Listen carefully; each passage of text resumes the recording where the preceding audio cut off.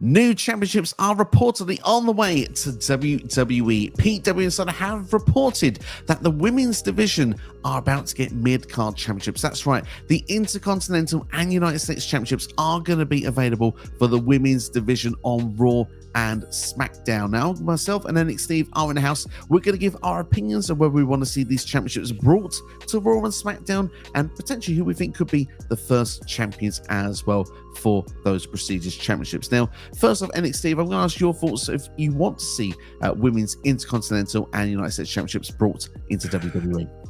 It feels like I've only said it for maybe, I don't know, the last 10 years that they need to have mid-card titles on for the ladies, because their rosters are stacked and they need something for everyone, man. And not everyone, I think, is cut out to be a world champion. So this is something that a lot of the talent can aim for, and even some of the newer talent coming in can aim for. Yeah, do you know what? I kind of agree with you. If you'd have asked me 2 years ago, I would have said, well, look, we have the Women's Tag Team Championships and they're not going to be being booked superbly. What makes you think that an IC title and US title is going to help the cause? Because it just felt that there wasn't enough time being given to the women's division. But thankfully, I feel we're getting there now, especially with, you know, the women's divisions, WWE getting more time, more purposeful matches. Also, the women's tag team titles have been booked really well, in my opinion, anyway, in 2024. They've actually been on premium live events more than the men's tag team championships. And when you look at the rosters right now, they are more stacked than what they have been for a number of years. And there's just certain talents when you look politely on the rosters and you think, I don't see their way through to getting a world championship at this particular moment. And sometimes not everybody needs to be thrown into a tag team. So this gives opportunity, gives experience. And that's what mid-card titles are to do as well, because once you win that, you get the experience of holding a championship, the feeling of what it's like, the responsibility, the company's behind you. And if all goes to plan, usually when that title is dropped, you can go up yourself to the next level. You can go for the World Championship. You only have to look with the Intercontinental Championship that's beneath me right now. Gunther was the longest reigning IC champion. He is now going for the World Heavyweight Championship coming to SummerSlam. Yeah, do you know what? The fact that, I mean, I sit there a minute ago and say some women may not be World Championship materials. These titles, more importantly, give them the opportunity for the company especially to look at talent and see if they have the potential to be world champions. So although I said it negatively, I mean it in a positive way, that this is there for more women to be able to put in a position on TV, on pay-per-views, and then the company can ultimately turn around and go, do you know what?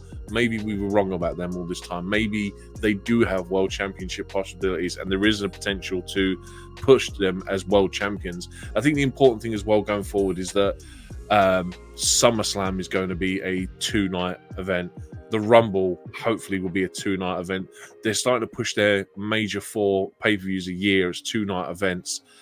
This obviously, at these points in the year, will give them an opportunity to be, like, ideally put every title on these shows because they are their biggest shows of the year.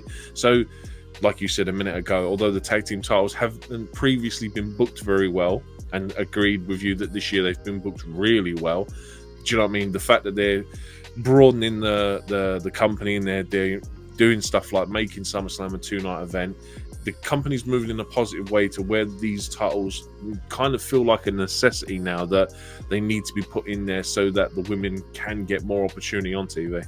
Absolutely, 100% agree with you. No, I think a place that actually shows how this has been perfectly done is NXT. NXT have brought in the Women's North American Championship after WrestleMania. There was a big pop when it was announced that Stand Deliver that was coming. Obviously, we've had the big ladder match that was done. Kalani Jordan's been crowned as the first Women's North American Champion, and an unbelievable match with Sol Ruka, of course, at Heatwave. Just the way as well that all of a sudden that women's division was all focused, and it for all these up-and-coming women that were perhaps not ready for the NXT Women's Championship, they all of a sudden have this championship to go for, and all of a sudden they feel like, yeah, this is the right level for this superstar right now. And all of a sudden you start thinking, well, down the line we can see this superstar getting a turn with this championship before going for the main championship. And it just all of a sudden for a real sort of positive vibes coming through from just seeing this championship being brought in. I just thought what that could do for the main roster as well. Like I said, there were certain superstars. You look at like a Zelina Vega, for example, who's been there for a long time, but has never had that real chance to push to the top. Something like a mid-card type could just be perfect for her at this stage to then sort of maybe propel her to that next level and actually become believable as well. Because when you look outside of the, what's been the four horsewomen over the years, currently out it's only Charlotte and Bayley that are still there. But then you've got Rhea Ripley's had a long reign as well. Bianca Belair's had a long run with championships as well. And where Triple H likes to book long-term champions at the top of the division, something like this gives everyone else an opportunity to go in. And when you look at people that have just come up from NXT, someone like a Blair Davenport, someone like a Kiana James, they've got something to fight for rather than actually just fighting to try and get on TV. Yeah, agreed, man. I mean, so Zelina Vega, again, totally agree. She's had so many world title shots, and it's kind of like every time we've seen her on these shows, there is a very small minority of people that believe she could actually win the match. Give her an IC title or a United States title, give her a run as a champion, and give her the ability to prove herself that she can be a world champion. Like, obviously, she's been queen of the ring. She was the first ever one.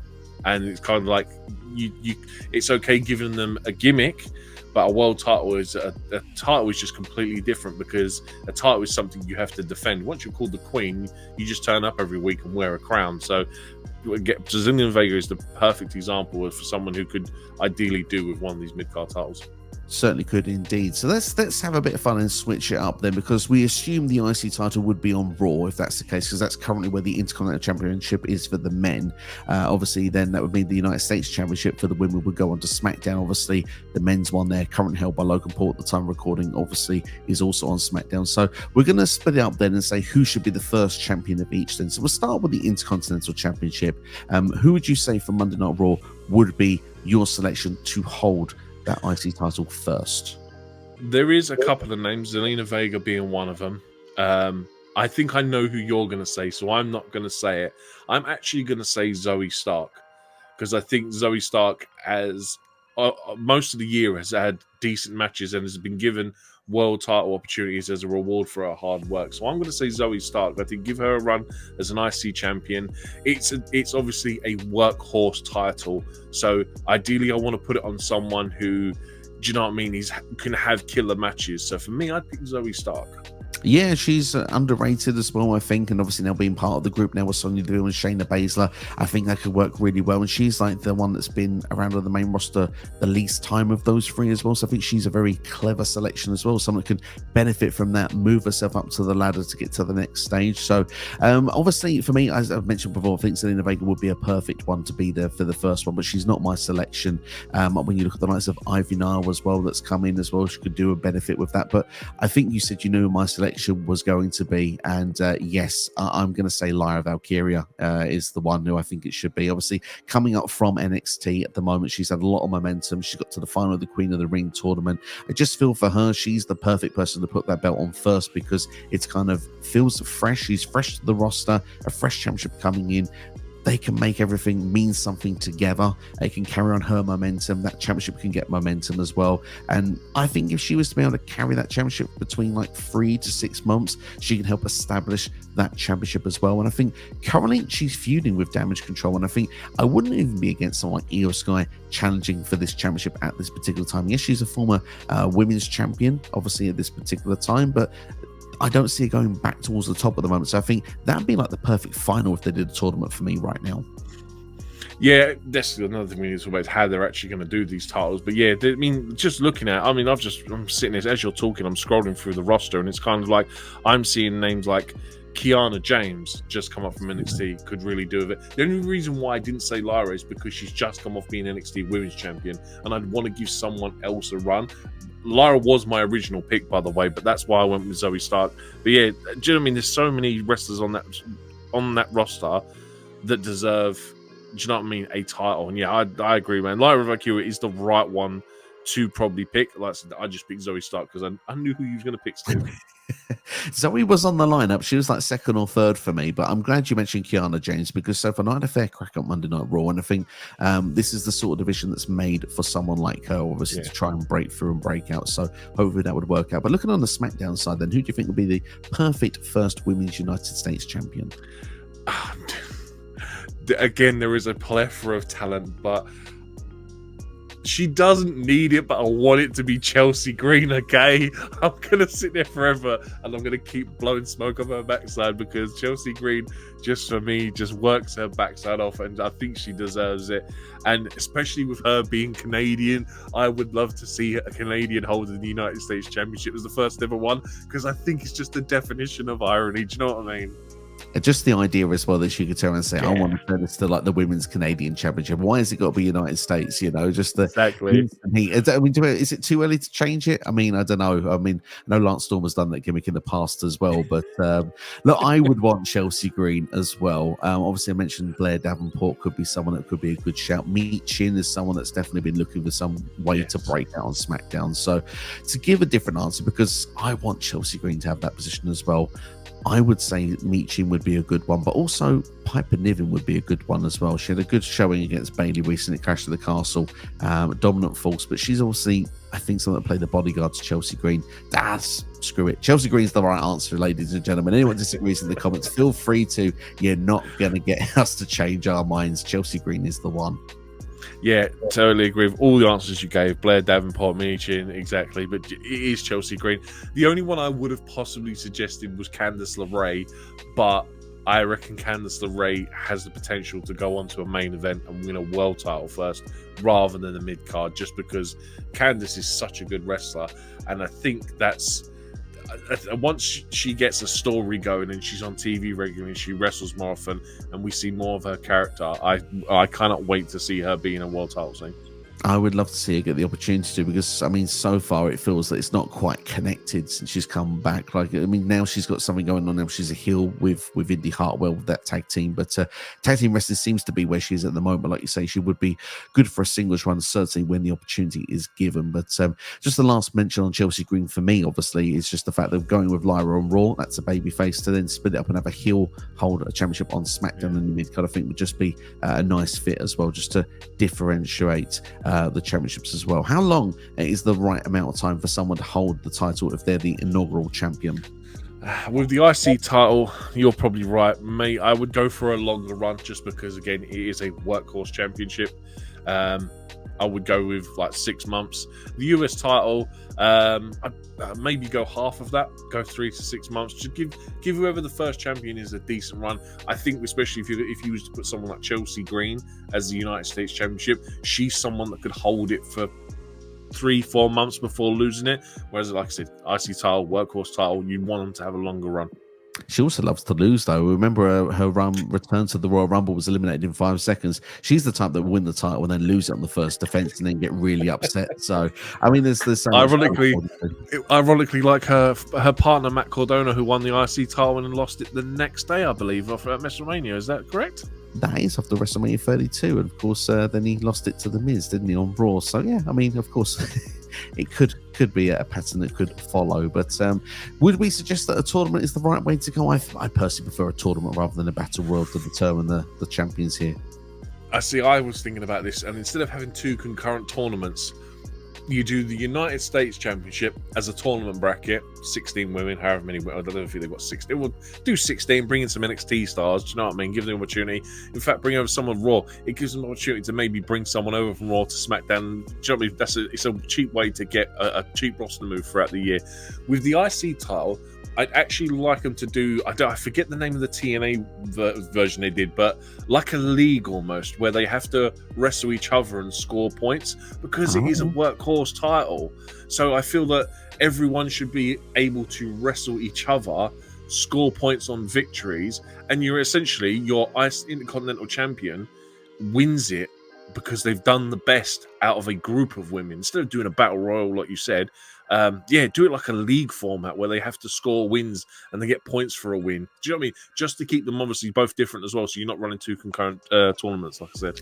Love it. I mean, it'd be like, as you said with TNA, the Bound for Glory series back in the day was always fantastic. Obviously, when you look at New Japan, they do the sort of like their G1 sort of style as well, I believe. We have the with the leagues, and that's what you could even do with this. Like you say, you can have everyone actually face each other, or you have two separate groups, which is what they did for the NXT Cruiserweight Championship, if I'm not mistaken, back in the pandemic. And that's where we had like two groups of four, for example. Then the two tops of each group met in the final, and that way you could do it that way rather than a straight up tournament. And it's creative and it's different. I like what you've brought to the table there.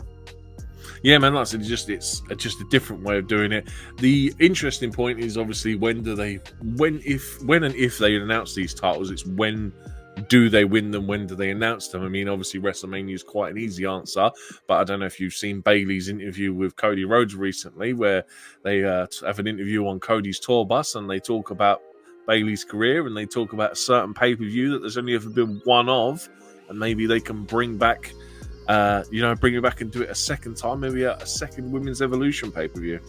Please, that's all I'm going to say is please do that. That would be fantastic. I mean, to be fair, I just think it's a missed opportunity to have only done it once.